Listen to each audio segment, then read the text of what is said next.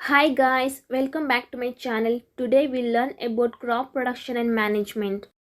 You have learned that all living organisms require food. Plants can make their food by its own. Animals and humans cannot synthesize their own food. Where do animals get their food from? But first of all, why do we have to eat food? Because you already know that energy is obtained from the food that we eat in a day. That energy is utilized by organisms for carrying out their various body functions like digestion, respiration, and excretion. We get our food from plants or animals or both. Our Indian population is 140 crore according to 2021. How can we provide food to a large number of people in our country? Food has to be produced on a large scale. In order to provide food for a large population, regular production, proper management, and distribution is necessary. When plants of the same kind are cultivated at one place on a large scale, it is called as crop. For example, crop of wheat means that all the plants grown in a field are that of wheat. You already know that crops are of different types like cereals, vegetables, and fruits. These can be classified on the basis of the season in which they grow. India is a vast country. The climatic conditions like temperature, humidity, and rainfall vary from one region to another. Accordingly, there is a rich variety of crops grown in different parts of the country. Despite this diversity can be divided into two broad cropping. These are Kharif crops and Rabi crops. Then what is Kharif crop? The crops which are sown in the rainy seasons are called as Kharif crops. The rainy seasons in India is generally from June to September. Kharif crops such as paddy, maize, soya bean, groundnut and cotton are the Kharif crops.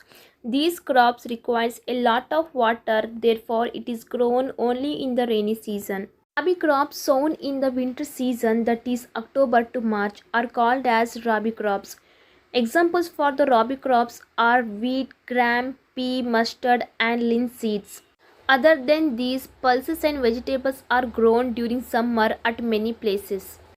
Cultivation of crops involves several activities undertaken by farmers over a period of time. These activities or tasks are referred to as agricultural practices. They are preparation of soil, sowing, adding manure and fertilizers, irrigation, harvesting, and storage. Coming to the first agricultural practices, that is preparation of soil. The preparation of soil is the first step before growing a crop. One of the most important tasks in agriculture is to turn the soil and loosen it. This allows the crop roots to penetrate deep into the soil. The loosened soil helps in the growth of earthworms and microbes present in the soil. These organisms are friends of the farmer since they further turn and loosen the soil and add humus to it. You have learned in the previous classes that soil contains minerals, water, air, and some living organisms. In addition, dead plants and animals get decomposed by soil organisms. In this way, various nutrients in the dead organisms are released back into the soil.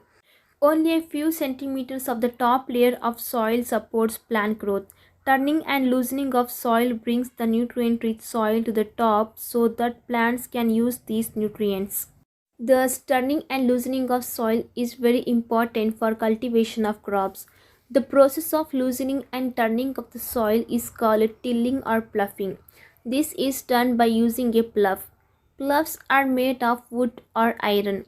If the soil is very dry, it may need watering before ploughing. The ploughed field may have big clumps of the soil called crumbs. It is necessary to break these crumbs. Leveling the field is beneficial for sowing as well as for irrigation. Leveling of soil is done with the help of a leveler. Sometimes manure is added to the soil before tilling. This helps in a proper mixing of manure with the soil. Before sowing the seeds, it is necessary to break soil clumps to get better yield. This is done with the help of various tools. The main tools used for this purpose are plough, hoe, and cultivator. Plough is being used since ancient times for tilling the soil, adding fertilizer to the crop, removing the weed, and turning the soil. Plough is made of wood and is drawn by a pair of bulls or other animals like horses or camels. It contains a strong triangular iron strip called ploughshare. The main part of the plough is a long log of wood which is called a plough shaft. There is a handle at one end of the shaft, the other end is attached to a beam which is placed on the bull's neck. Two bulls and a man can easily operate the plough. Nowadays, wooden plough is replaced by iron ploughs. Hoe means it is a simple tool which is used for removing weeds and for loosening the soil. It has a long rod of wood or iron. A strong, broad and bent plate of iron is fixed to one of its ends and works like a blade. It is pulled by animals. Nowadays, ploughing is done by tractor-driven cultivator. The use of cultivator saves labor and time. Next agricultural practices is the sowing, that means adding of crops into the soil. Sowing is an important part of crop production. Before sowing, good quality, clean and healthy seeds of a good variety are selected. Farmers prefer to use seeds which give high yield. To know which is good and bad quality of seeds, you need to add some gram seed in a container and pour some water on them. After a few minutes, some seeds started to float on top. It means the floating seeds are bad quality. Seeds which float on water, those are lighter. The damaged seeds become hollow and are thus lighter, therefore they float on water.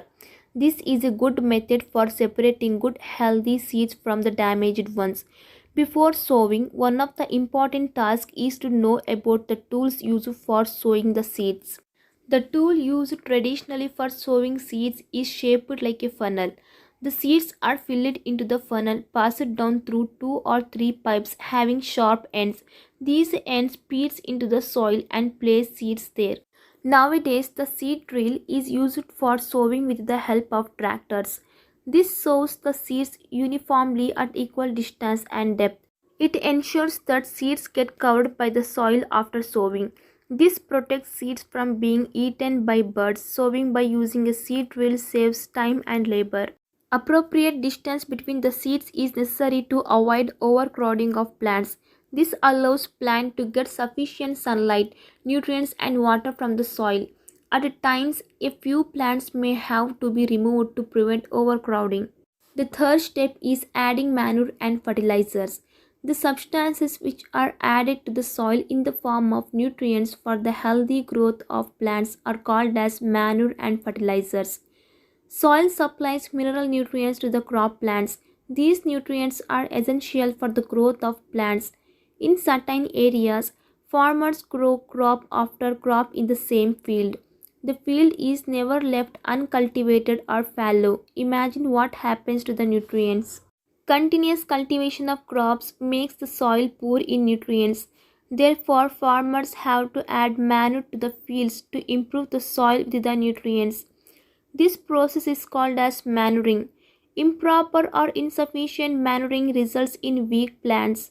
Manure is an organic substance obtained from decomposition of plant or animal waste.